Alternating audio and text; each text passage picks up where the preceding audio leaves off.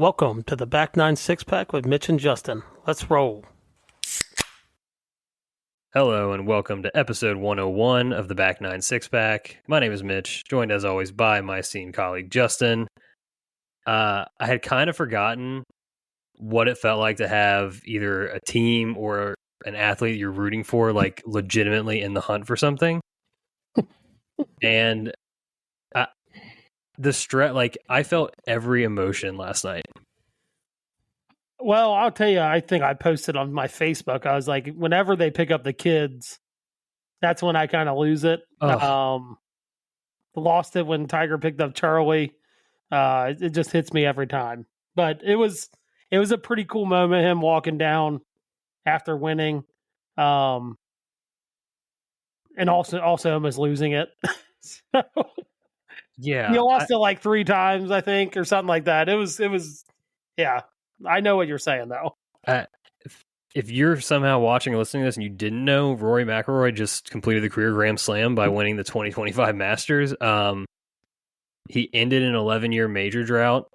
It was 3,899 days since his last major victory in August of 2014 at the PGA at Valhalla. Tiger also had an 11-year drought. His was 3,954 days. Kind of some odd symmetry there. Huh. But yeah, man, I truly like from go Thursday of the Masters through the end. I don't know that we've had a better like full Masters tournament in my lifetime. Like the 4 days in total. No, I'm going to say though, I wanted Justin Rose to win. I'm not going to hide behind it. I wanted him desperately to win. It was funny. I had a conversation earlier in the week, and we were talking about like when was the last majors, like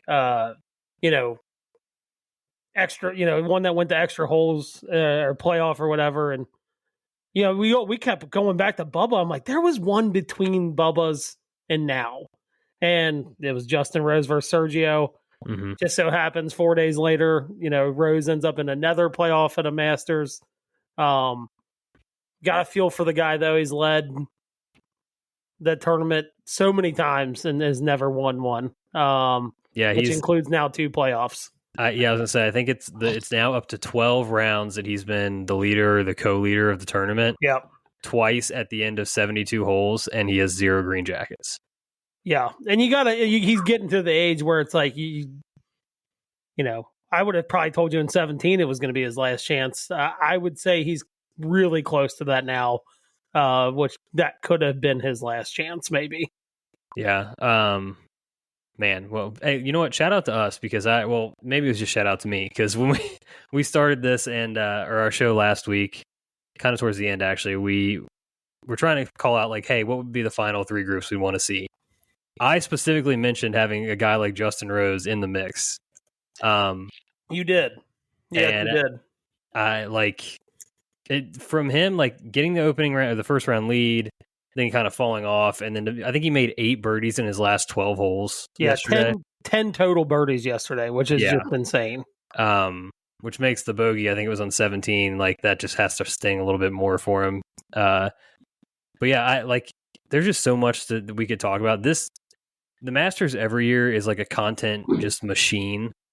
But when you get something like this, where it's like the history, the players that were involved, like all of that, it is like it's so hard to even like put it into words and like to pick a point to jump off from. Yeah, and I'll tell you this: whoever runs the Masters account on Twitter should get a raise. I would say all of the social media accounts they're absolutely cooking. Their Instagram, like I just saw one, and it was purely like it was almost like an ASMR of the Masters type video, where like they're just putting the sounds of the course, like it's like Sunday morning at the Masters, and it's just the sounds of people walking, the sounds of birds chirping, the visuals of like the different pins, the chairs, people watching through binoculars, like in like a vintage kind of filter over it too. Like it just all hits. Yep. No, I agree. Well, before we get into everything, we'll just want to say thank you all for listening. Please subscribe, rate, and review the show. Hit the like button if you're watching on YouTube. And yeah, we'll get to some fan mail later in the show. We got a couple come through, so If you have that too, please, there's a link down in the show description. Click that and you can send us a message. I think before we get into the actual like birdies and bogeys of all of it here, because it's Rory, because of the history of it, because of things I've read, seen, texts I've received, conversation you and I had earlier today, even, I think the bigger story than the actual birdies and bogeys of the tournament is Rory McIlroy. And I just wanted to have, let's have the Rory talk. That's what I'm going to describe it as. And I guess where I want to start it is what, and you even mentioned this, and I had several people mention this to me. There is a sentiment that he has underachieved in his career. And I just would like, you're the person sitting across from me, so I'm sorry that you have to be the person that does this, but I want to hear that side of the story. Someone needs to explain this to me. Well, I think if you tag in the one, he turned professional so early, right? He won at a very young age. He won some majors at a very young age. Everybody saw the talent. I think it was it probably didn't do him any favors. The congressional win where he just blew out the field. Maybe that overhyped his expectations, fans' expectations. But to go from that guy, if you'd ask someone after he tapped in on 18 at congressional and wins by, I think he won by like 11 or something like that. Yeah. And you like, there's going to be a moment in this career where this guy's going to go 11 years without a major. One, I think that person would have took that bet. Like, no chance. But I think that's what kind of leads up to it. It's like, he's obviously, and I won't ever dispute this. And, I don't know if people are disputing this with you. He is a top 8 talent ever to play golf. And that's undisputable. Just from, he is a world class, probably one of the best drivers of the golf ball outside of Ben Hogan. There's a couple other guys in there, and I don't just thinking of good drivers of the golf ball. He's top 2, maybe 1. Who knows? He kind of showed it on Saturday. How he can, when he's driving the golf ball, there's just no one like him, and not even Bryson, right? Distance and control and things like that. So I think where he's underachieved is you see this, and we've seen like the congressional win and things like that. And to think that he went 11 years without winning a major when guys like Brooks, got 5 in that time period. And other guys were winning majors that just, Brian Harmon has a freaking major in that time span, right? Like when you think about that, you're like, he underachieved, right? I don't think there's any way around that. Yeah, I get that. I do get that argument. I guess, man, I'm going to throw a lot of numbers. Like I know you said, and let me real quick. You said Tiger Woods went 11 years. Well, Tiger Woods did it at the back end of his career, right? Correct, and he was also, there was injuries involved. A lot of his own doing, right? Injuries, yeah, partially his fault, stuff, yeah, personal issues, all that stuff. So it is a different kind of drought, right? Like this drought happened during what you would say would be his prime. Yeah.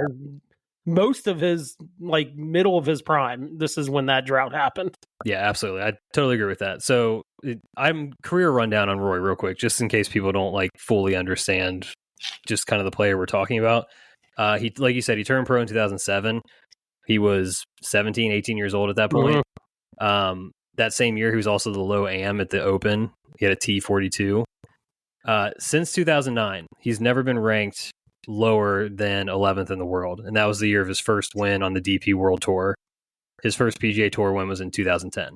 So this is a player who's been doing this for 15 years and has not dropped outside the top 11 in the world. Most of those times spent within the top 5. 44 worldwide wins as a professional, 29 on the PGA Tour, 19 European Tour wins, 5 majors, and 1 on that counted towards OWGR points, but I don't even know what tour it was on. That also includes 2 Players' Championships, 3 FedEx Cups, which is the most ever, 6 Race to Dubai titles, which is the European Tour FedEx Cup, essentially, along with 7 Ryder Cup appearances, which is all of them he's been eligible for, 16, 13, and 4 in those, and he has 5 overall Ryder Cup wins. that's just like what he's won, right? He's played in, let me double check this, 64 majors. How many times do you think he's made the cut? 45. 52. Okay. How many top tens? I'm going to say 6. 32 top tens. I was thinking outside of his wins. So if you count his wins, it's like, okay, he's got like 11 or 12. This is, it That's counts pretty crazy. I didn't know that. So 50% of the time as he's playing in a major, he's finishing in the top 10. But we've always talked about that, right? Where it's like, oh, here comes a meaningless 65 when he's 10 out. Sure. You know what I mean? Fine. And it's like, oh, there it is. There's a top 10. I just want to say he had a lot of that over this 11-year stretch where it's like, definitely, especially like makes early the cut, fucks around on Saturday. Next thing you know, 65 on Sunday, beats the entire field by 2 or 3 shots, backs his way into a top 10. Yeah, there was a lot of that within that, like shortly after when the drought first started. More recently, he's been a lot more like actively in the mix. Yeah. Down the stretch. But yeah, along with that, 19 top 5s. 4 times he's come in second, 4 times he's come in third to go with the 5 wins. Basically, what I'm just saying is this is like he gets labeled as a choker or someone that can't close, etc. And I mean, look, we saw yesterday he did everything possible to both throw away and win that tournament at the same time. Yep. I think I texted you guys, I was like, I think he's lost and won this thing at least like 6 times over the course of 4 days. But his longevity, the record in the majors, all of it, like you said he's a top 8 player. I totally agree with that sentiment. And it's hard to rank like guys now versus like golf's been around for almost 200 years like professionally, so it's hard to compare generations that far back. But like I'm getting too many texts about just like comparing him to other sports and other athletes where it's like Rory is the best player post Tiger, like not even questionable for me. Yeah, I wouldn't. Yeah, I would say if you asked me probably 5 years ago, I would say Brooks was on the brink of being that player, just because he was winning majors. But I think now that he has this, I think it's pretty unquestionable that whether he's the best player since Tiger, and I would say that's a definite yes. Yeah, I mean, being one of 6 to be a Grand Slam career. But then that goes back to the question, right? That you asked, like, why is it underachieved? If you want to be considered one of the best players in this game, right? Which I would consider him, right? He's one of 6 people to ever do this, career Grand Slam. We're not going to compare you to Brooks, who is not one of the best players ever, right? We're going to compare you to Tiger, which is unfair, right? For most people, it's unfair. But we're going to compare you to the other greats. To have an 11-year drought in your prime, it begs the question, right? Of like, okay, he's definitely underachieved. You have to assume that, because you either want to be compared to the GOATs or you don't want to be compared to the GOATs, and you just want to be a regular guy. Well, if he's one of the best players, we're going to compare him to the best players. 11-year drought is noticeable, right? Yeah, for sure. But I guess my counterpoint to that is like winning majors is freaking hard unless your name is Tiger or Jack, and there's like 10 other names that you could say maybe that too. But like, I'm looking at the data golf rankings, right? So this only goes to data, I think goes back to 1983. So you don't get, the Jack, Arnold, like those guys aren't in this list. Yeah, right? yeah. But looking at this list, Rory McIlroy is 4th all time in data golf points, which is they're like proprietary, like they give you points based on your finishes in around the world in certain levels of events. Okay. Obviously Tiger is number 1 on this list, and he's like 700 points clear of Phil, who is number 2. Vijay is number 3, and then right on his heels is Rory McIlroy. And I'm just shouting this out because the rest of this top 10, Ernie Els, Jim Furyk, Davis Love III, Sergio Garcia, Greg Norman, Fred Couples. The thing you'll notice, these guys are past their career. Like, they're not really active tour players anymore. No. Rory's already 4th on this list. He's 35 years old. I am expecting a like almost like a second version of Rory here. Like this win, I think you could say is like his first major. Yeah, and I would tell you this, we talked about this last night afterwards with my brother and things like that, and I was like, I think it would be a catastrophic failure on his part if he can't win 2 or 3 more. I agree. If he can't get 2 or 3 more, that gets him to 8, maybe 9. If he can get a 4th, I think it would be. I think with the fields that you're dealing with, obviously some of these live guys that are not getting qualifications in because of world golf rankings, things like that. So let's just assume maybe a couple of the guys don't get in, especially like the U.S. Open, stuff like that. Mm-hmm.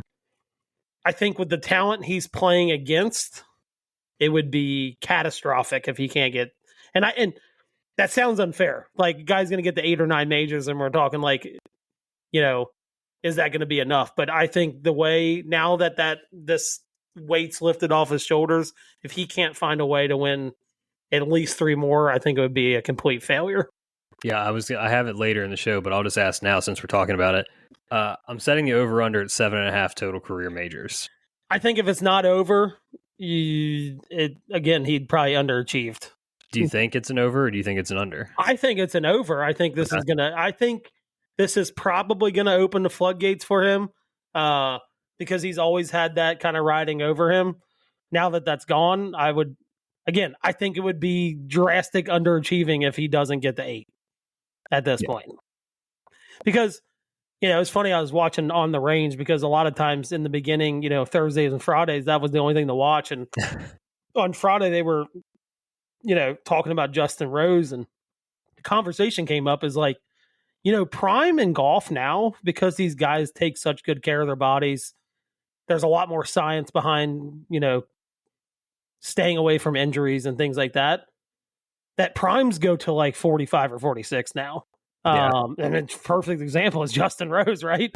And that's kind of why they were talking about it. It's like, realistically, his body is probably the body of a 35, 36-year-old if you're comparing them to in the past, right? Mm-hmm. But he's in his 40s. So, let's just call it, he has another 10 years of what you would call prime golf. I mean, if he can't get 3 in that stand, that would be, that would be a failure. Okay. Yeah. So I think that kind of covers what I wanted to talk, just like the underachieving, the performance stuff. The other side of it is just like the idea, like, so I'm a Rory fan. Obviously, people that listen to this know this. I've been waiting for this moment for as long as we've done this podcast and many years before that. What is the reason people do not like Rory McIlroy? Because I get not liking some, like, I don't want to hold that against people. I don't like plenty of players, right? Like, I come in here and talk shit about Tom Kim and all these people, whatever. So I get it. If you just don't like somebody, that's fine. I don't like when people try to take away his career accomplishments, because it doesn't make any sense to do that. But I want to better understand why people that don't like Rory might not like him. Well, I think our whole conversation, right? I think you said he's very open, and I would disagree with that. I don't think I think that's where your fandom for him kind of gets in the way of, like, actually seeing the things he's saying and the things he's doing, because I don't think he's very open. For instance, like last year, whether he likes it or not, he's one of the best players on tour. He's got to be outspoken about what's going on with Liv. I know everybody's like, that added pressure to him, and, well, I'm sorry, but you're one of the best players, and like you're going to be part of the general mouthpiece for the tour. I mean, hell, you're on the players committee, dude. Like, up until that point, he was serving on the players only, like, committee that helps shape the rules of the tour. You can't be on that and be like, well, this is adding pressure to me. That is just total horse crap, right? You chose that, right? If you don't want to do that, then you need to, step away from that. But even if he wasn't on that, because he's one of the best players, he's going to be someone that needs to be outspoken about things. It is what it is. And you said, well, Tiger didn't do that. Well, when you are the needle, you kind of have exceptions to the rule, right? Tiger is the only reason that these guys are making the money they're making now, right?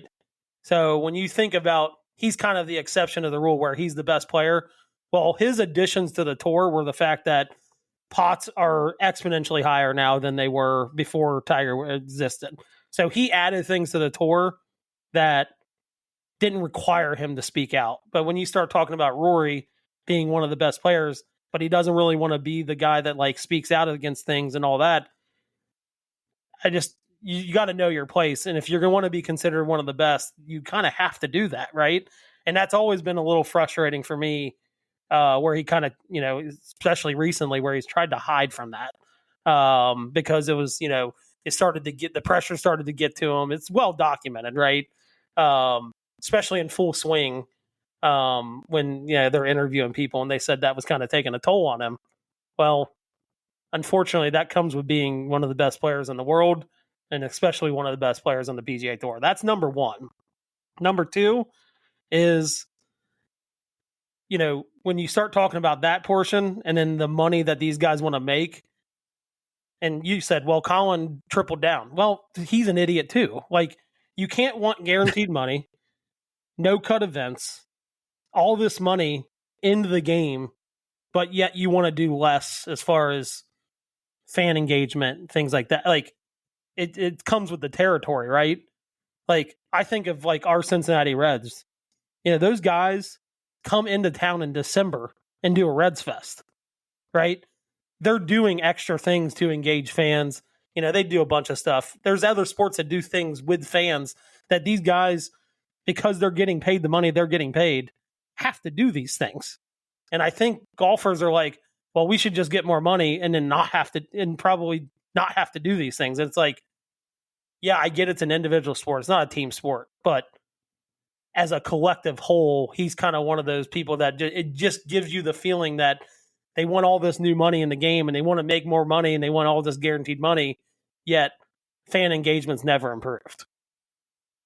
Yeah, there's a lot there. First off, I truly believe this. Like, I think he's the most generous professional golfer with his time in terms of speaking to media, and I think to a detriment where he became Jay Monahan's shield during this live thing. I'm not necessarily talking about media, right? I'm talking about just being more emotionally available. Oh, I think go listen to did you watch his press conference yesterday after? Okay. And that brings up a great point. You can't be a front runner.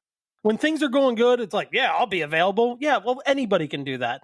I always say this, credit to Justin Rose. That guy just lost his second playoff in a Masters, right? And he went and did an interview. It didn't happen. Obviously, this is all conjecture and things like that. I would doubt that Rory did an interview yesterday if he had lost that tournament. Yeah, I mean, he had famously last year ducked out after the U.S. Open. Now, in 2022 at St. Andrews, he did speak to media after that one. He did. So it's, it's whatever. I can't, there's two sides of that coin, but yeah, I just think his vulnerability as an athlete, you don't get that anymore because everybody's got media training. Everybody is just said to, doing the right, like, PR speak.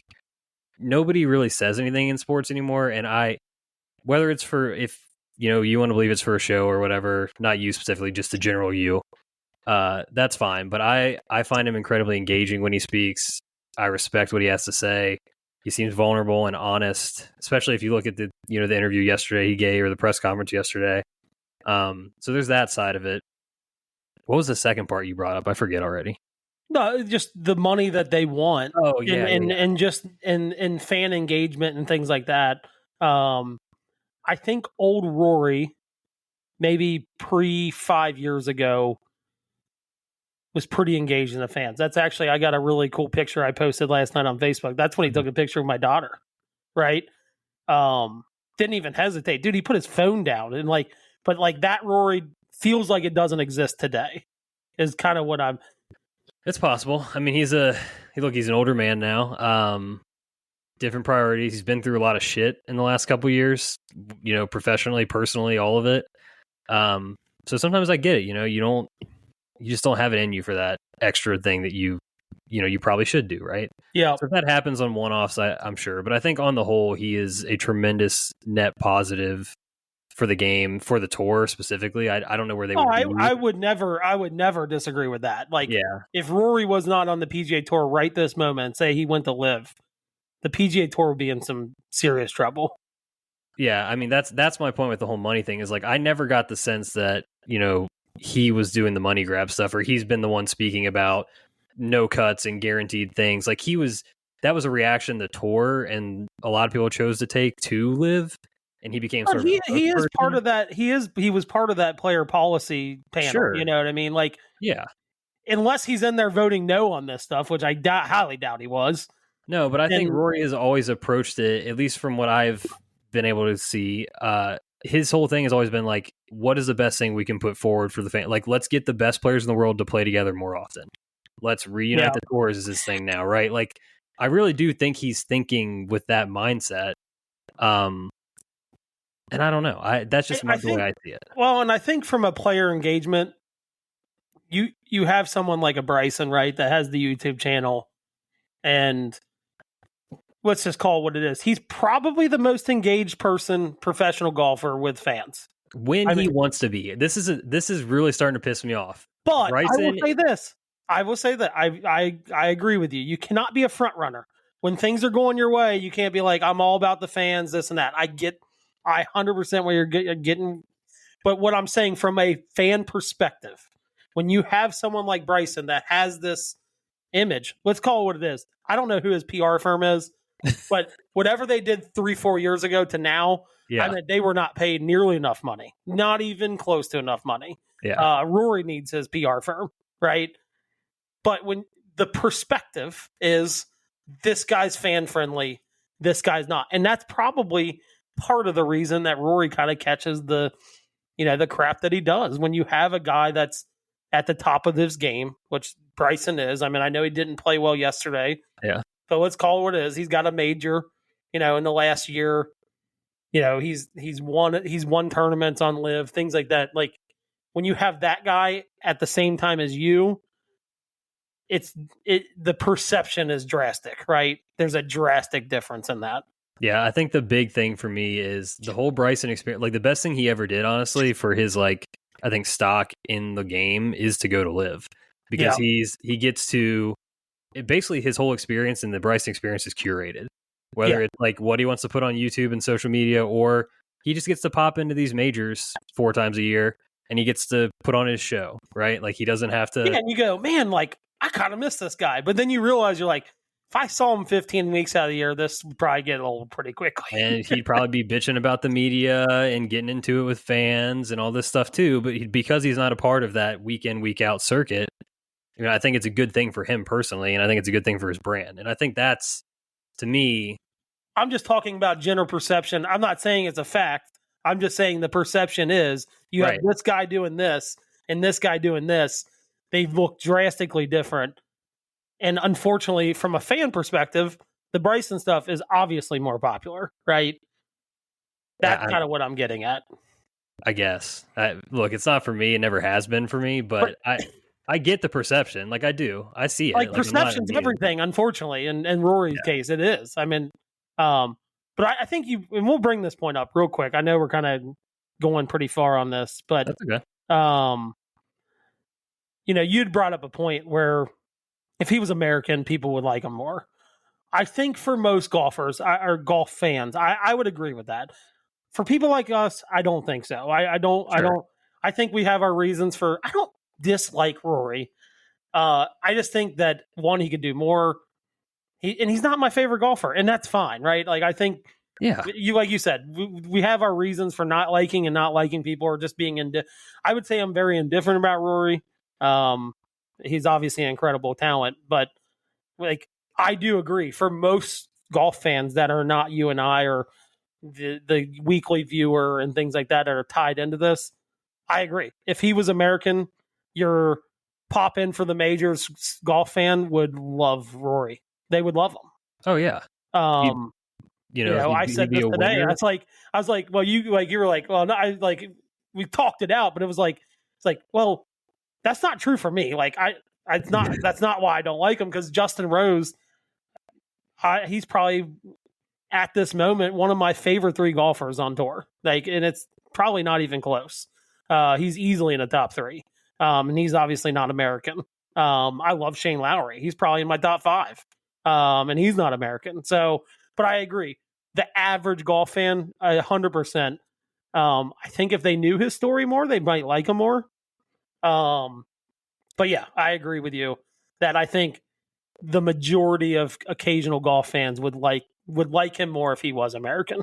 Yeah, if he was, Rory McIlroy, maybe change his name, I don't know, but from, I don't know, put the middle of the U.S. somewhere.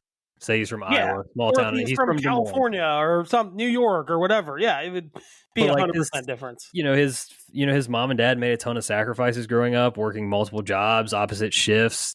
Just so they could pay for him to have a golf club membership at Hollywood in Northern Ireland. He's from a small town. Like, his story to get to where he is now, while he now has a ton of money and fame, is one of the great stories we celebrate in this country. Yes. Yeah, correct. And especially when you can't, like I said in our text, you mirror that against, the country club kids that are coming up now that are literally born to be golf robots and have access to everything. It's just such a different thing. His best friend's his caddy.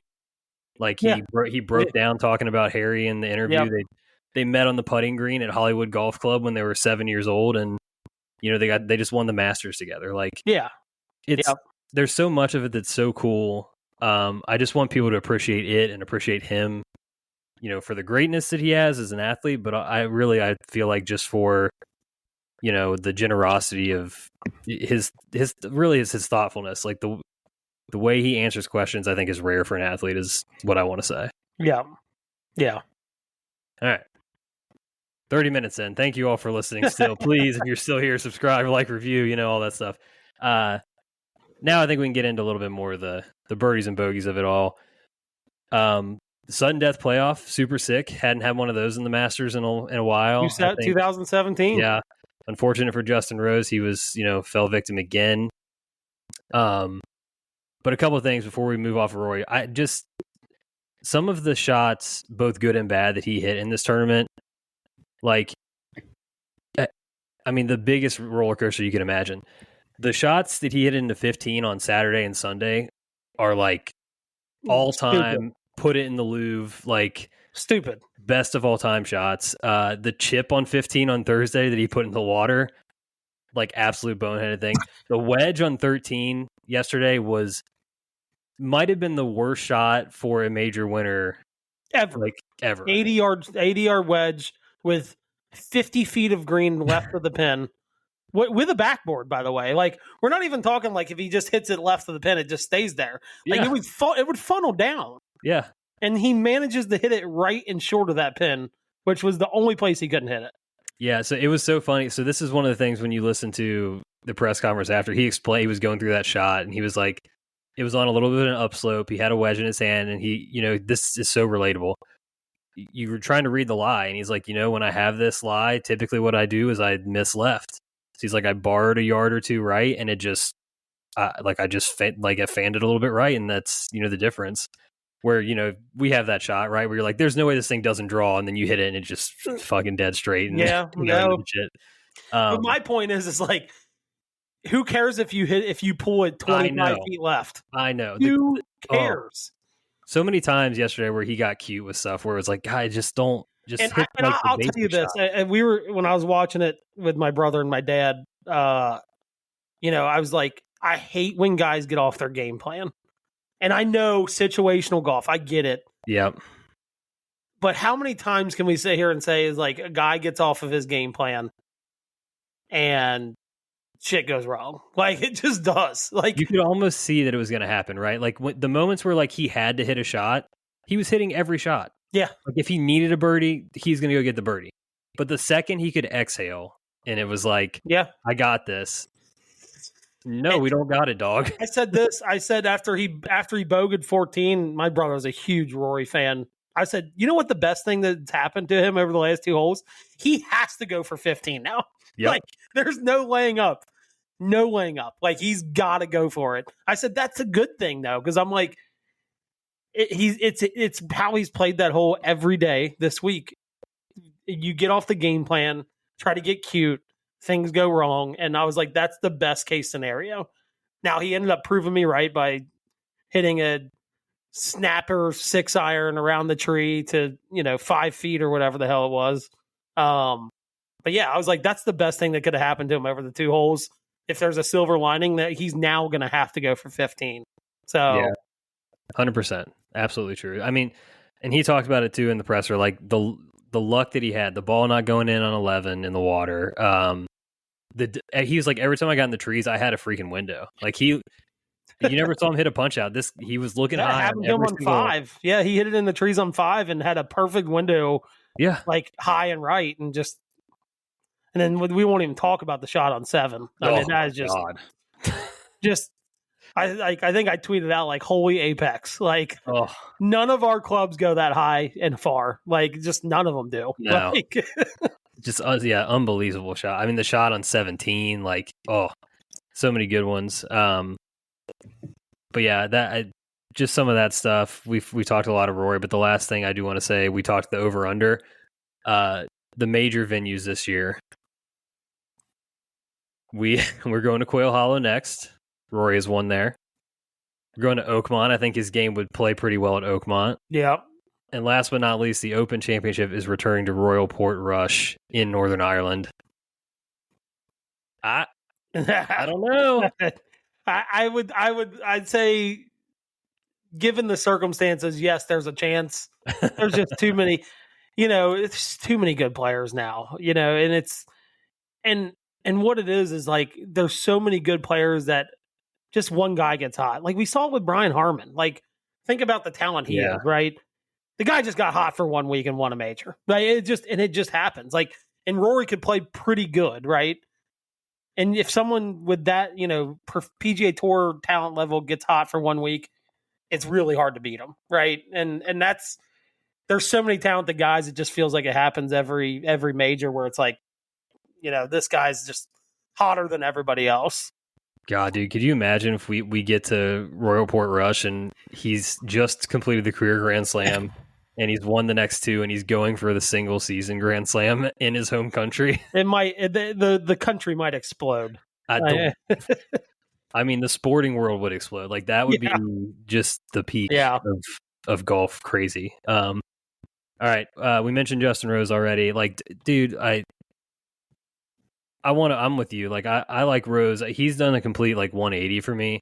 When he got to number 1 in the world and basically sold out, it was like, take it away. And then when he was like, you know what, this is bad. I did a bad thing. I want to get my golf game back. And he just grinded it out for the last like 5 years.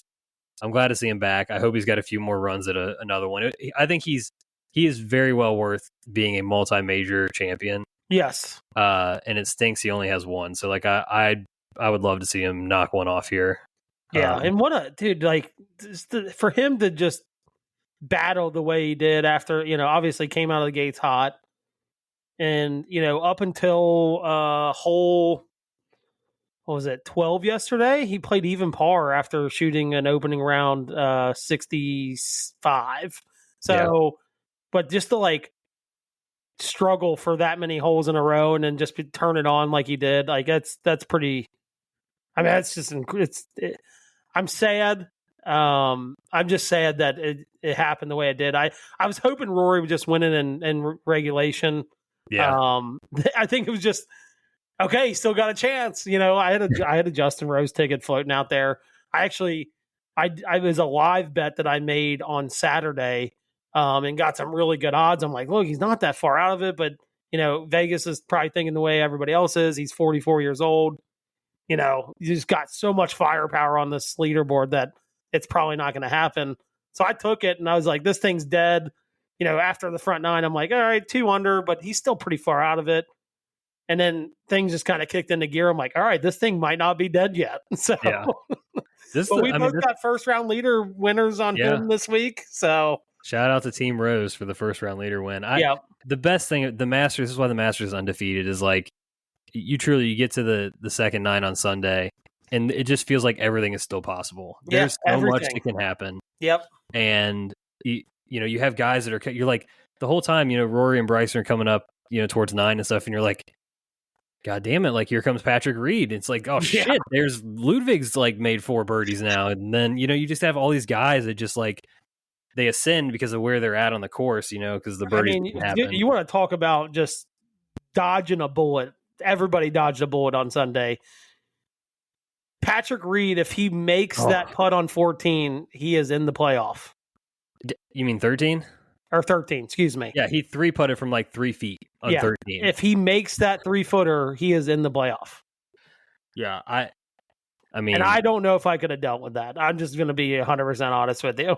Yeah, he holed out on 17, and you can make the text. You're like, nobody cheered. Like, he had no idea it went in because like, dude just like holes out on 17 on Sunday at the Masters, and you could have heard a pin drop. Like, it just was unbelievable. I mean, and the way he did it, he fucking one-hopped it in. Like, it wasn't like it was like, oh, it rolled in, and everybody like, dude, he one-hopped it in and like nothing. Like. And look, my shout out to my brother. He brought up a good question. He goes, "Has there ever been an athlete less liked than him?" I'm sure in other sports, but in golf, I don't think so. Dude, I struggle to find one in another sport too. Like I really did. Like that unliked. Like at least in another sport. Like I know this is not a team sport, but like I think a lot of the live guys don't even like him, right? Like. They're kind of in the same. I truly believe that. I just don't think anybody likes him. Like, it's truly amazing. No, yeah. He's very, like, I mean, his brother-in-law's on the bag. It's like him and his wife and you're right. Like, I don't even know, like, who his friends would be considered, Yeah. So it's like. I struggled to come up with an athlete that was more hated than he is. Yeah, look, mad respect for him and his performances at the Masters. I think he plays that course well. Yeah, several top 10, and like he does not hit it far. He plays like still kind of plays like that slinging draw when everyone's hitting like high cuts these days, and he just gets it around the course. He finished third at 9 under, solo third. Scotty Scheffler had like his C- game maybe, and was like top 5. Yeah. Solo fourth, 8 under. Like every time they cut to him, it was like, oh shit, here comes Scotty. And then just no, he did not make the putt or, did not chip it well. It's like I could have sworn he had a 4-footer. Yeah, it didn't go in. Like, yeah, it was just like, it was bizarre because it was just like, you saw his name, you're like, oh shit, he's doing stuff. And it really, like, every time you saw him, he was like, man, he's not doing anything. Like, how is he here? So, just kind of a weird week for Scotty because on Thursday, it felt like, he felt like the true leader, even though Rose shot the 7 under. Yeah. It was like, man, he looked so in control. Everything was easy. It was like the least effortful, like 68 you'd ever see. And then he just kind of just coasted the rest of the way. Yeah. Yep. That's a good way to put it. T5, Sung J M, like. How many shots did we see of his yesterday? 0? Probably 0. Like, truly like the least competitive top 5 you probably will ever see. And then Bryson faded, obviously, in that final pairing. Those guys tied at -7. What do we? Anything for Bryson? Just Yeah, and I think he said it best after the round. He was like, all week he felt like he really wasn't hitting the ball that great, but he was scrambling really well and he was putting really well. And I think it kind of all came crashing down on Sunday. Yeah. Where he was still not hitting the ball well, putting slipped a little bit, scrambling slipped a little bit, and it kind of was what it was, right? But I think he said it best. Like, he's kind of another guy. It's like he doesn't have to have like the A+ game to be, fool around with winning a tournament. And it whether you like him or not, that kind of proved what it was. Like his ball striking stats this week were not great. But he kind of found a way to be around. I mean, it helps that he hits the ball pretty far. That does help, especially on a course like Augusta. But the fact that he was like number 1 in putting going into Sunday was kind of blew my mind a little bit. So yeah, I think conversely, his playing mate in that final group, I think Rory led the field in approach for the week. Yep. So yeah, like that, it definitely felt unsustainable. Like if you looked at it, but then they started the round the way they did, and you're like, oh shit, here we go. Yeah. But then Bryson, like the putter, you just can't stay that hot that long. Like he had 3-putted on 3, I think. Maybe 3-putted on 4 too. Well, the 4 was like he putted it off the fringe. Yeah. And, Okay. I mean, technically, yes. Technically, it wasn't a 3-putt, but Right. yes, I mean, he 3-putted it, and I think more was like he just left himself in a bad spot off. For sure. I think that was more to blame on 4, but he hit some putts where you're just like, even on 5, he had like 20 feet for birdie, like blew it 4 or 5 feet past. I think he realized at that point, like, I'm either going to have to make putts or I'm not going to win because the ball striking is kind of all over the place. Yeah, he had like this weird, just like low left kind of going. Yeah. Throughout the bag. Yeah. And I mean, heck, right off the first tee, you're like, all right, that's left. And then it's like, he had a good one on 2, but then like, 3 kind of hit that iron like a little low left, and you're like, man, he's got the lefts going. Yeah. And it did not stop the entire. I mean, then he hit a ball in the water on 11, and that was kind of the end of it. Yeah, hit one in the water on 15 as well. Yeah. But I said this as coming from someone that used to hit kind of a slinging draw. When you have it really overcooking, you end up 2 things, and I think we actually saw both of them happen. You start to try to swing further to the right. Oh. And 2 things happen. You start hitting the ball further left, which we saw. And then, like on 11, he kind of really smoked, like kind of snapped that one. And then on 15, I said the other outcome is when you start swinging further right, you start chunking it. And I think he caught that one on 15 just a hair heavy. He caught the one on 7, the approach shot on 7, up the hill. He hit in that front bunker. I think he caught that one a little heavy too, because he just, you kind of start trying to swing a little further right to like, this will straighten it out. You know what I mean? In reality, you kind of have to start going the other way. But yeah, he was kind of a mental mess swinging the golf club. Yeah, I heard or read or something, somebody made the comment of like the single length like irons and wedges, like around Augusta specifically, because you have like so many above your feet, below your feet lies and things like that. Yeah. Like I wonder if that, just impacts the ball striking specifically. Maybe. I mean, I think anything 8 iron and down, probably. Yeah, I would agree with you. Like trying to hit a single length wedge that's the 7 iron length when you got the ball 7 inches above your feet, it's probably not easy.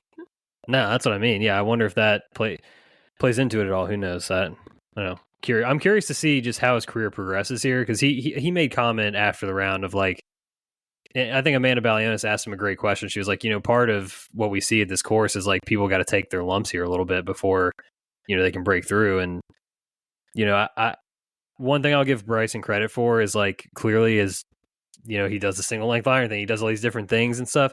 He's pretty good at just like figuring shit out, like I kind of trust him to like find what works for him here. Which is weird because I thought, I was like, okay, he's not hitting the ball well to start out. I kind of just had this thing in my head, like he is very good on the fly. If he has a strength, like kind of just figuring it out, and it just never happened on Sunday. But I thought he was going to. I was like, okay, like yeah, and like what you said, kind of figuring out what works for him.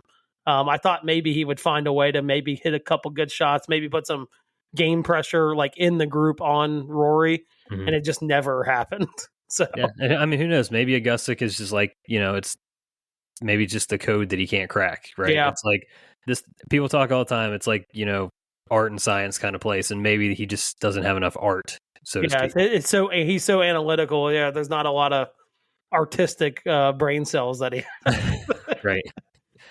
All right, down the leaderboard a little bit more here. 7th place, Ludwig. Disappointing finish. He got himself right there, and then he wound up to a spot where like he had to try to hole it on 18 and caught the lip of the bunker and made a bad triple. Yeah, $517,000 triple to be exact. That's tough. But look, 2 starts at Augusta, 2 top 10s, including a second last year. Like that's that's the way you want to start your career here. So I'd expect him to. That was a good follow up to last year, is what I want to say. Yeah, it kind of proved it's like, okay, last year wasn't a fluke. Yeah. That's what I'm thinking. Yeah, I read this, and I wish I could give credit to who I read this from, but they're like, he's the new Adam Scott. Golf swing built in a lab, pretty good looking guy. I'm like, that is a good comparison. It is. And you know what? I think you ask anybody, they would take Adam Scott's career in a heartbeat. So, yeah, for sure. And I think it could be better than that, given his track record so far. So, I mean, yeah, I would say Scott's another guy. I kind of compare him to Justin Rose. Honestly, it's like that's somebody that probably should have another major, right? Like that feels like a 2 major winner at least, and only has the one. T8, Xander, Signs of Life. I mean, if didn't see a whole lot of him this week. I mean, they didn't show a lot of him anyway. No, I also did not see a lot of him. Jason Day. I had no idea. Did you know he's working with his former coach again? Yeah, I did know. I heard it throughout the week. Yeah, that's the first I've heard of that. Not surprising that he's kind of had a resurgence. I'm here for the J Day revival. Hell yeah, yes, absolutely, absolutely. That's somebody I'm going to be looking at for the PGA Championship. Quail Hollow is a course too that would suit him really well. Yep, I agree with that. T12, Max Homa, Signs of Life, from nowhere, like truly from nowhere. What a place to try to figure out your golf swing. I mean, I was so excited.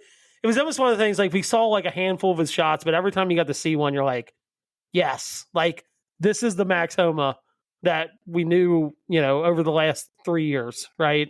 And what a place to figure it out at. There's really nothing else to say other than he found himself at Augusta, which is magical. It feels like. Yeah, hopefully that spells a good turnaround for him. T14, just like the mega like ultra competitive or not competitive, ultra sad bunch of guys. John Rahm was like, I don't even know how he finished T14. He was complete non-factor throughout.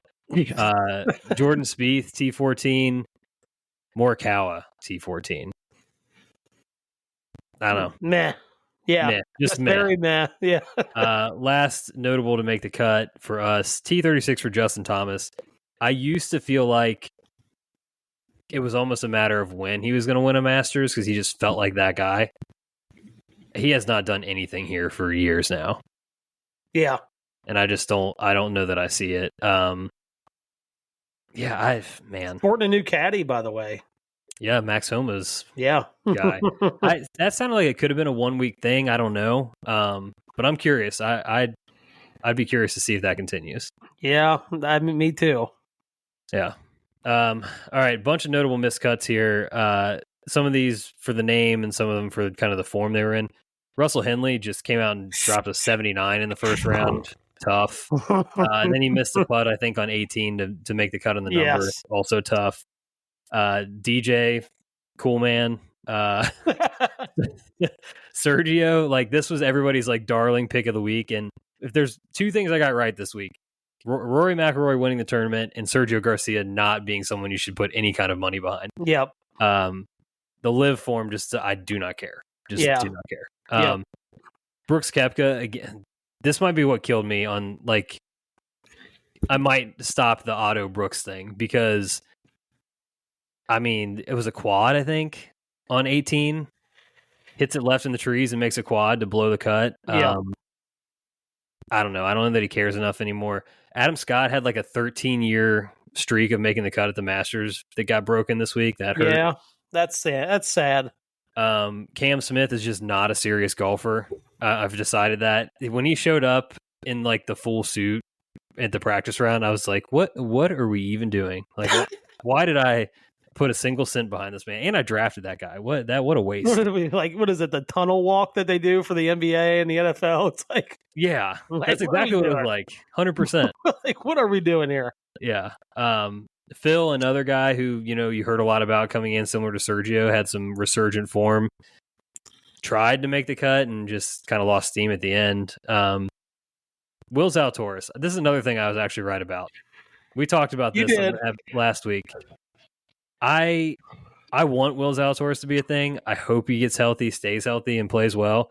But like, people just continue to pump air in this guy's tires for like not having done anything for a couple years now. Yeah, that's kind of where I'm at. Yeah, yeah, it's too inconsistent at this point, especially after coming off the injury. I don't know. Yeah, it kind of feels like he's close to being non-existent. Well, I just don't want to hear like I listen to a lot of fantasy and betting golf stuff or whatever, and it would be like He's he probably finishes. a darling in that. Yeah, he's sure. a massive darling in that world, and the guy finishes like T26, and people are like, "Oh my God, Will Zalatoris, he's back!" Yeah, massive value at 60-1." It's like, no, he just shot like 80. So cool. All right, that's anybody else you want to call out? Or we'd be remiss to not mention Nick Dunlap. Yeah, I had that lower, but we can talk about it now. The 90 to the 71. Dude, it would have been so sick if he had shot in the 60s, and he would have had 0 rounds in the 70s or 80s, but missed the cut at the Masters. But he bogeyed his last 3 on Friday. I'll tell you, he did a really good interview on Friday. Apparently, he's been going through some stuff with his golf swing. Specifically, what I said before I even heard this, I was like, that swing he made on 3 during his 90 round. Oh, that is called the driver yips. I mean, there is nothing loose in that swing. I mean, I bet his body was so tense swinging that driver. But he did a really good interview on Friday. He's talking about how, it's really hard to pour everything you have into this and then go out and do that. But then, to come back and shoot 71. Yeah. And he broke down. Like, he was like, I made my first free golf swings in over 3 months on Friday. And he said he was just ripping balls into the woods behind his Airbnb, which I thought was, he said, I hope there's no houses back there. It's like, there probably was, but he sent his trainer to Target to buy like the mixed bag of golf balls, just whatever you could find. And he's like, I don't even know what was back there, but I was just ripping balls into the woods. Yeah, man, that one on 3 on Thursday. I sent you guys a video of that one. He hits it in a 2 fairway. He has to yell 4 basically for the players that are on 2, not for the gallery. But that was the Tractor Supply ball for us. Oh, right? God, dude, that thing was in the front door of Tractor Supply. Yeah. So at our club, there's a hole that runs along like a highway, route. Yeah. Anyway, it's 4 lanes of traffic and a median, and then there's a Tractor Supply right across the street. And look, 2 people on this call have definitely hit it into that Tractor Supply before. Dude, I know that miss. I like the one he hit. I know that miss. Like, oh yeah, the drop kick, dead right. Like, just it's a brutal feeling. The auto club drop. That's my go-to on a miss. So I respect it. That was a clean club drop at the top there. Oh God. Oh man. All right. We you know what? Let's go through the other moments. Shout out real quick. Max Homa absolutely pelted a 4 caddy in the middle of the fairway. What the fuck was that, dude? I don't know. The guy was standing. I don't know why that guy was standing there. And then his reaction, like Max is like, he's like, "Come on, dude." That's so good. I think maybe was that hole 8. I think on Thursday. Yeah. Go back to the Masters app. Probably cost him like 30 yards too. By the way, easily the way that hole rolls out. Yeah. Not sure. Still not sure what that guy was doing in the middle of the fairway. By the way, just so we're on record. Yeah, I think that the way I had heard it or read it was like that he was standing. Like his job is to stand there until the players are clear from the green, so that the players behind know to hit. But I think he was already read the room up. Though, dude. Like the dude's punching out. Like, exactly. So yeah, that was just a hilarious moment. Jose Luis Ballester peed in Ray's Creek. My God. Like what? That hat on, by the way. Like, it's a double whammy, Double whammy for sure. Spieth had a good freak out on 18 on Friday. And he's trying to make the cut. He clipped like the very top tree branch on the corner there, and he's freaking out. And Greller just looks at him and he's like, "You got to let it go, man." I was like, "Hell yeah, Greller, get his ass." I thought this was going to be the weekend where Greller fired him, not the other way around. Like Greller's just like, I can't do this anymore. Look, you and I are big Spieth fans. Plenty of people are, but I also know 2 people. Shout out to Joe and Aaron who are not. They give me shit all the time about Spieth. Not a good look for us Spieth fans this week. The big thing they complain about is he's very whiny. Oh my God, the whininess was off the charts. It was off the charts. Yeah, it was bad.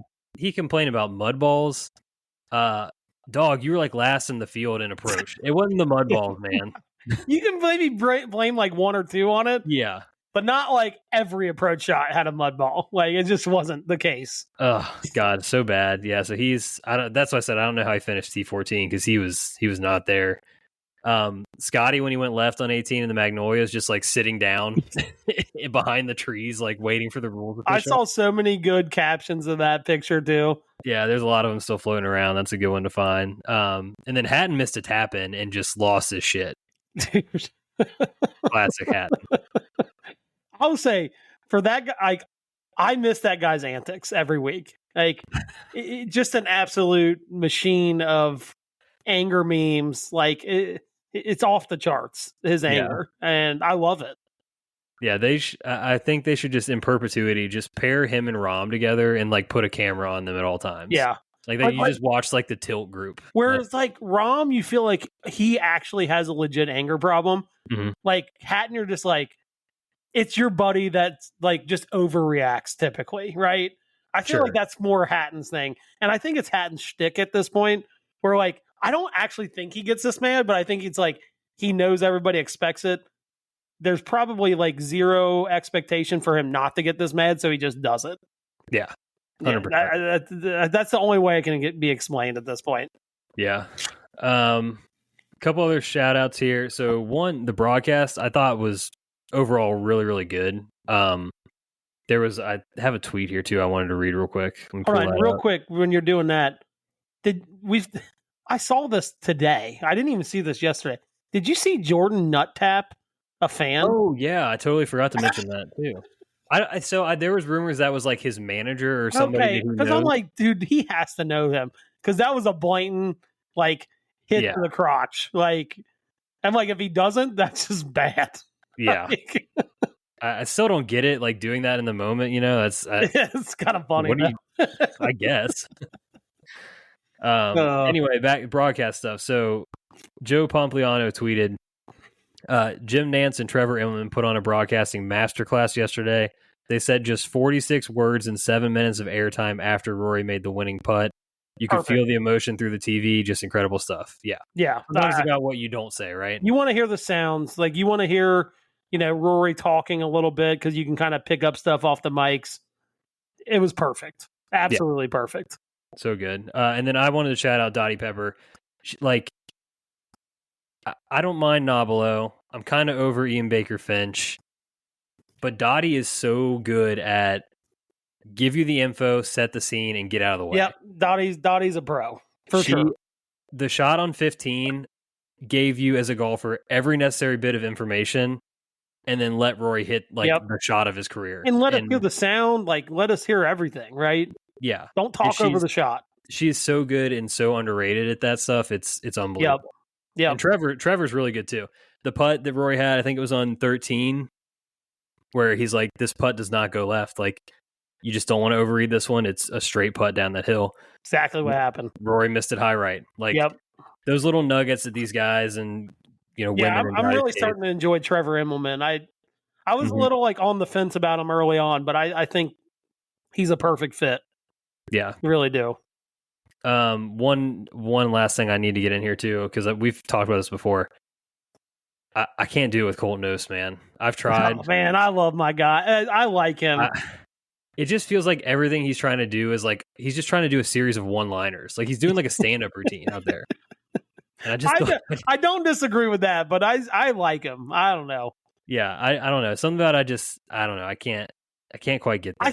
I think it plays well at a lot of tournaments. I don't know if it plays well at the Masters. You know what? That's probably what it is. It's like, sure, if we're at, Friday at whatever, the Valspar, cool. Yeah, I'm here for it. You're entertaining. Yeah, you don't need that at the Masters. I think the Masters is the epitome of class, and I think dropping one-liners and things like that. I mean, let's just be honest. Like, you're one-liner away from being banned for broadcasting the Masters. I mean, look what they did. They've done it a couple times where they're just like, you're not going to announce here anymore. Especially the on-course people. So, Faraday got banned. That was a well documented. When he said it was like bikini wax, he got banned for that. So like you're one liner away from being like you're not going to broadcast the Masters anymore because they have a big part in that broadcast, right? So yeah, I would say it plays well at most places, doesn't play well at the Masters. I would agree with that. Yeah. Last thing, we did our draft before this. We were texting about this today because I went through the final results. So we said on the show, best total score of those who make the cut. Well, you had all 6 of your players make the cut. I only had 4.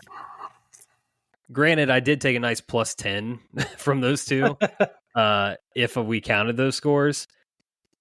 Long story short, I would have won if we excluded the people that missed the cut. 23 under to your 14 under. My score, including those players, is 13 under, so you clip me by a shot. And most pools you play in, if you have guys miss the cut, they take the worst score that makes the cut. So I'm just saying. That is an interesting way to look at it. So then, yeah, I didn't even think about that. That's a great call out. Yeah. Which I would lose for sure then because somebody's like 9 over or something. Yeah. So I'm willing to concede the victory on this one. This is well, I'm taking the W. So I whether you concede it or not, I'm going to claim a W here. Just a quick recap of the teams. I had Rory who won, obviously. Ludwig, who came in 7th, Colin Morikawa, and Jordan Spieth, T14. My missed cuts were Brooks Koepka and Cam Smith. True losers, dead to me. You had Scotty Scheffler in 4th, John Rahm, T14, Bryson, T5. Tremendous value there at the third spot in your lineup here. I know. Shane Lowry, T42, who shot an 81 yesterday, which really did not help your cause. Hideki, oh man, Hideki pissed me off bad. You want to talk about somebody that cost me a good chunk of change? Hideki, he shoots a 79 in the 3rd round, and then I think shoots 69 yesterday. Yeah. For a T21, and then JT T36. So good on you, congratulations for that. Yeah, I don't know. Next year, I think we should do some sort of maybe we'll do a pool for the people. Yeah, I think that's got to be the play. Yeah.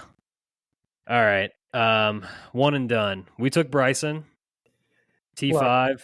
Look, that's how I knew he was screwed on Sunday. Like, yeah, we had him in the one and done, and like, ain't no way this guy's winning this tournament. Yeah. So we took an L there. I mean, it would have been if he had hung around and stayed in 2nd, that would have been a nice little payday for us. But instead, we get about 800K. We moved up like 500 spots, but we're still way back. We got like 2.2 million now. RBC Heritage elevated event. Have not looked at a single damn thing today. I think there's 2 guys I have in mind though, if you'll allow. I'm thinking we either go with Morikawa as a guy who just, sort of course fit type, good form, wasn't really in it, so it doesn't feel like he really had to exhaust himself this week kind of thing.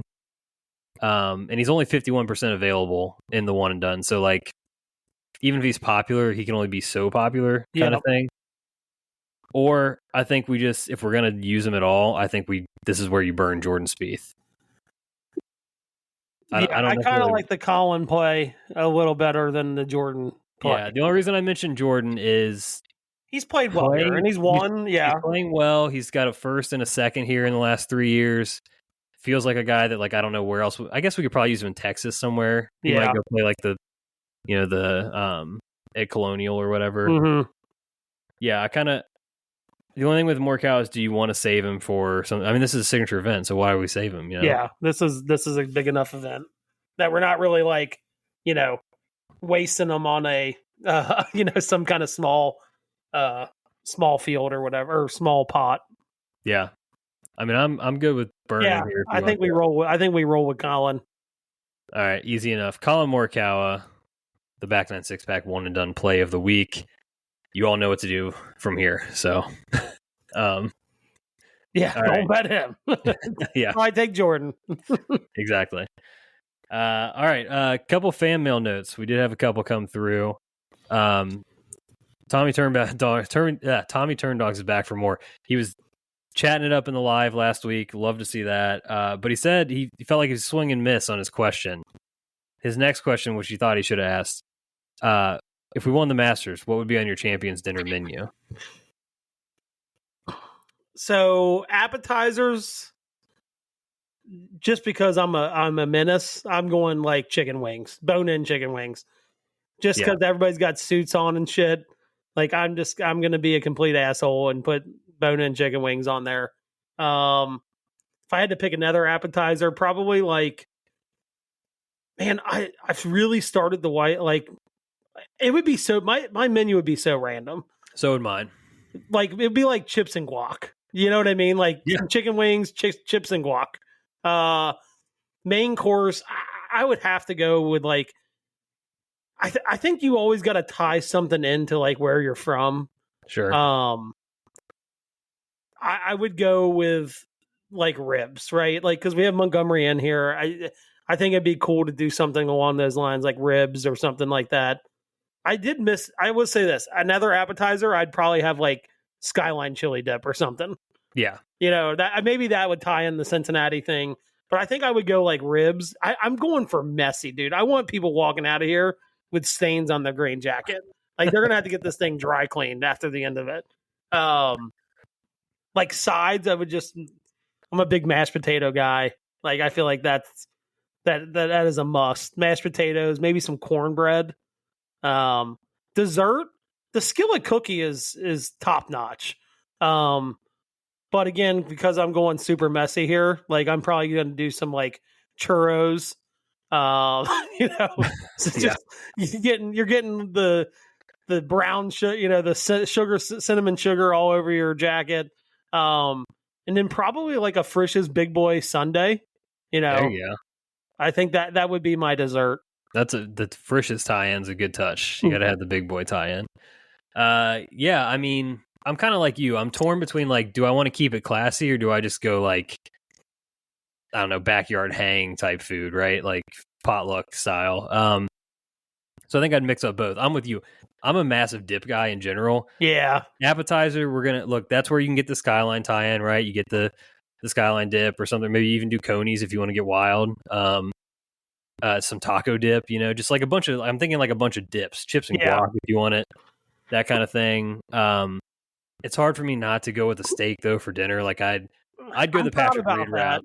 Like I want like a fat ass cowboy ribeye situation. Yeah. Maybe a fish option for those who want to eat a little lighter or whatever. Man, dessert wise, I could just like, this could be another Cincinnati tie-in. You could bring in some graters, Yeah, some ice cream in there. Yeah. Or you go with like a tiramisu, something a little like nice fine touch, a little classier. Yeah, a little classier look in there. Maybe even a creme brulee. I don't know, something like that. I can tell you this: my menu would have a dessert drink. I'd go with the Mexican coffee for my dessert as well. Someone really trying to tie one on at the champions dinner. You know yourself well. I'll tell you that. You for sure do. Yeah, that's a great call. Yeah, dessert drinks that's a good play too, for sure. Man, great question from Tom, obviously. And then also from Steiny. It pains me to do this, but I think he's right. I read it too, and I was like, yeah, he's on to something here. He said, "I love Jordan Spieth. I got to meet him at Augusta in 2015 when he won for the first time, aka the only time. He's only won one Masters, unfortunately. Great dude, but why are you wasting your money on him? He's a guy that when the going gets rough, he loses his mind and goes double and takes himself out of the tournament. You know who that guy is. I know who that guy is. Stop betting the king." That's fair. I mean, look, it's all fair. We don't do it expecting to make money. We do it because we love them. There's just some things you do in life out of love. Yeah, that's how I've, shout out to me for the Rory plays this week, finally paid off after all this time. You got to be there. You got to be there when your guys win. Yep. You got to benefit from all aspects. It can't just be about the love of the game. So yep, exactly. All right. Speaking of the love of the game, with that, we are heading to the patio. Anything goes in the patio. Patio Beers time. You go first. I'm going to kick it off. Yeah. So I told you when we jumped on, I hadn't thought about this at all today. So I'm sticking with the Masters stuff. If you only had the opportunity to play one hole at Augusta National in your life, which hole would you choose? 12. Yeah. And the only reason is It doesn't look like a hard hole. You know what I mean? Like on TV, you're like, dude, it's like 160-yard shot. Like 100. Sometimes it plays shorter than that. It just feels like they make it harder than it looks, and I would want to find out myself. Like, you know what I mean? And if I dump it in the water after hitting a good shot because the wind switched mid shot, I want to know that, right? I just, it's the one hole where I'm like, it doesn't feel that hard, but these guys make it really hard. Yeah. I mean, 12 is a good answer. Obviously, it's like when you think of Augusta National, you close your eyes. I think you picture 12, right? Yeah. It's tough because it's like, what do I think I would play well, and what do I want to play could be two different things. I mean, I would say if you're picking a hole, that I would say if it was based on how I would play it, that I would not pick 12. But yeah, I think playing 16, if you got the funnel pin, would be sick. Like, I'm going to try to make an ace. Like, I'm going to practice that shot over and over until I step up there and hit that shot. I think 15 is so sick. Like, 15 is a cool hole. The second shot on 15 is like, might be the best shot in like major championship golf. Yes. Like, in terms of just the gravity of the moment and the scene 100%. And all of that. Do I think I would be any good at that shot? No. No, I'm dumping that in the water probably every time. But I think that would be a cool one. 13 is sick too. I think I would pick 15, and I'd take my 8 and be like, good hole, hat tip, to the course. I think if I played 15, I'd find a way to hit it not in the front water, but the back water. Oh yeah, you know what I mean? Like I've always thought if I ever played that hole, I'm like, I wouldn't fuck up and hit it. I would be so worried about hitting it short that I'd hit it too far and find myself in the water behind the green. Yeah. Don't forget about that pond back there. No, and that's definitely in play. I also think 2 is sick. I think 2 would be like my best chance to make a birdie. Sets up well for your draw. Yeah, I think the shape of the hole, there's no water. If I get it in play and going down the hill off the tee, like I think I'd have a good chance. Is the only thing. Draws. People that draw the golf ball play this course well. I was trying to think of another hole where it's like, where does a cut set up well? And there really isn't a good hole for a cut. Everything kind of moves to the left. It sets up really well for a draw. Yeah, we were. This makes me think of a conversation I had with Nick on Thursday. We were watching kind of like the featured groups and the whole 3, 4, 5 coverage and stuff. And I was like, dude, if you played like 4, 5, 6, like what are you making on each of those holes? I'd say at least a bogey on 4. Yeah. 5's another tee shot that just does not set up well for me. I've had to start a cut out up over the bunkers. You want to talk about terrifying, but then you're trying not to overcut it and hit it into the tree line. I'd say I'd double 5. 6, I like my chances with hitting a high cut into that green.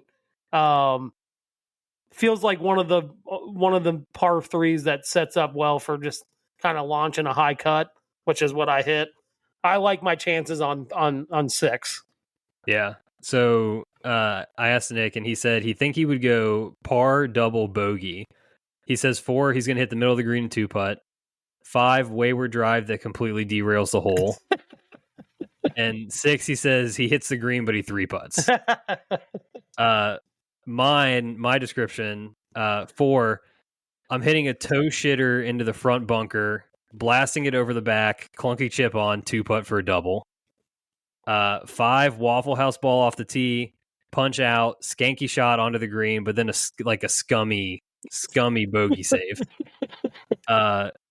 6, I'm missing left, I'm chipping it to 20 feet, and I find a way to 2-putt for a bogey. So I think I'd go double bogey. That'd be my stretch there. Yeah, I don't like 4. I really don't. Dude, 4 would eat my lunch. It's a long par 3. That I'm telling you, my ball would be in that front bunker. Yeah, and it would be death from there. Oh, really? See, I would be happy with it ending up in that front I know bunker. you would. I would not be. I think for whatever reason, I'd over club and hit it long, and that's dead. I mean, that's just completely dead back there. Yeah. Yeah. Ugh. Well, so this week is spring break for my kids, and this prompted a question of what are the most useless breaks in an academic year that you can think of? Because I will tell you this year, their spring break lands really late. I mean, this is late. Obviously hooking it up with Easter, which is this Sunday. But they have 3 weeks of school left when they get back. Right. I mean, you want to talk about a useful or useless like break? This would you could almost chalk this up. And I think I'm in the boat that spring break is the most useless break in the world. Yeah, it's really tough. I live that, that school break life, with Susie being a teacher and having kids in school now.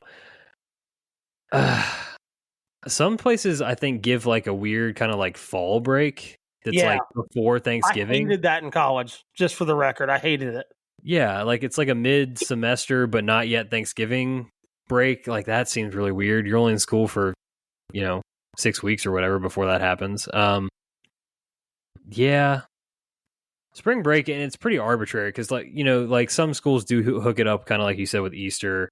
So it moves around a lot. Like that's not consistent on the calendar at all. Which I don't like either. I don't like that. No, that's what I'm saying. Like it's fine if spring break was like, hey, every year, the last week of March. Yeah. Or third week of March. Yeah.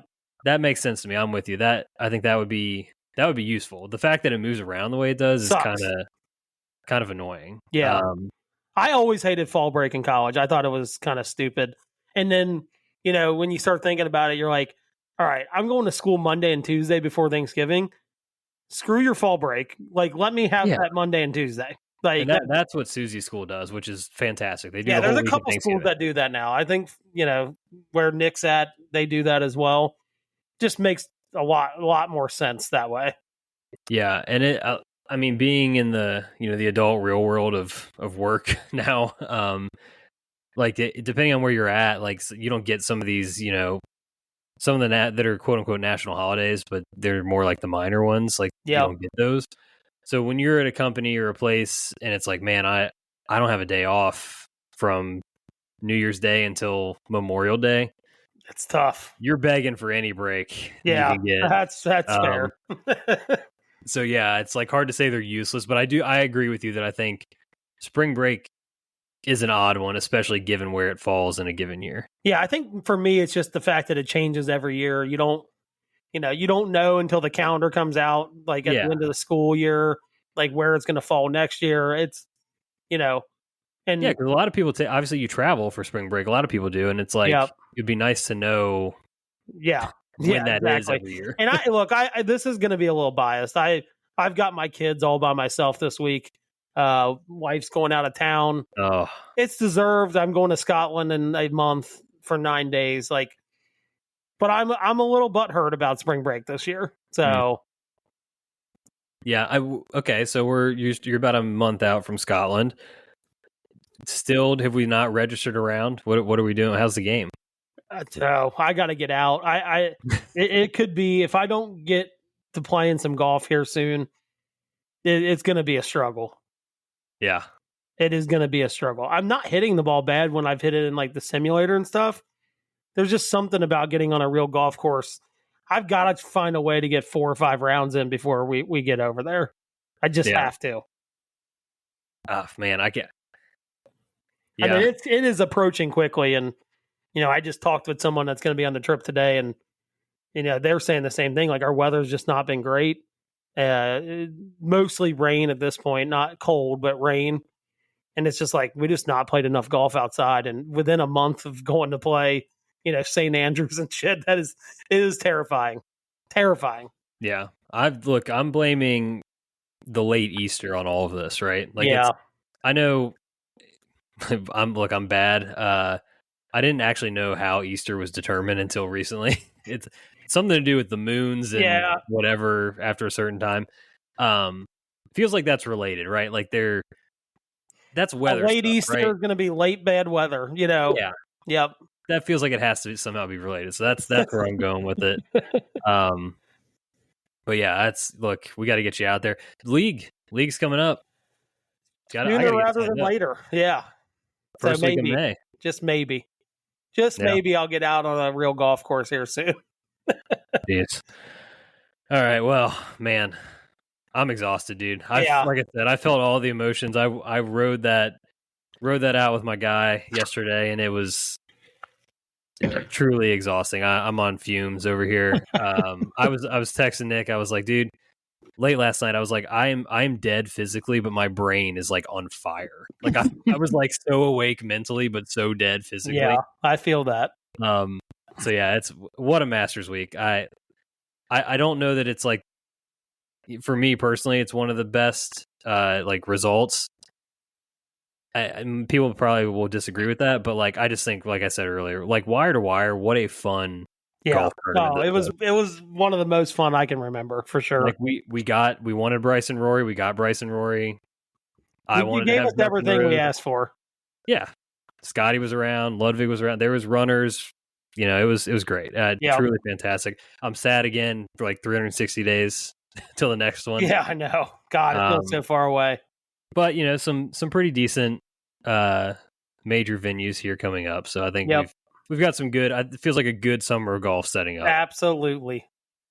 All right. Well, hope everybody enjoyed Masters Week. Hope you enjoyed this episode. If you did, please subscribe, rate, and review the show. Like it on YouTube if you're watching, and follow us on social media at Back9Sixpack. Until next time, cheers. Yeah. Thank you for listening to another episode of the Back9Sixpack. Be sure to follow us on Instagram and Twitter at Back9Sixpack for all your content needs. We'll see you guys next week. Cheers.